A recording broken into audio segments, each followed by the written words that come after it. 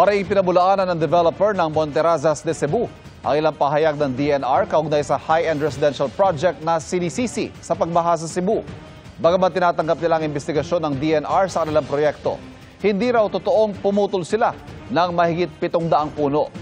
Alinsunod daw sa kanilang Environmental Compliance Certificate at Development Permit, tanging mga palumpong o shrubs at halaman sa ilalim ng lupa lang ang kanilang inalis.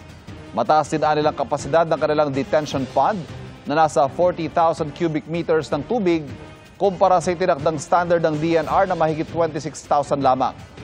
Sa pagdinig kahapon ng Senado sa flood control projects, pinuna ni Senadora Risa Hontiveros ang pag-aproba ng DNR sa Monterazas de Cebu. Sino po ba yung nagbulag-bulagan sa DNR at DNR-EMB para mag-grant yung environmental compliance certificate nito? Sa nagbulag-bulagan, hindi ko po masasagot yan. Ang isisi po ng Monterazas has gone through the whole process of EIA.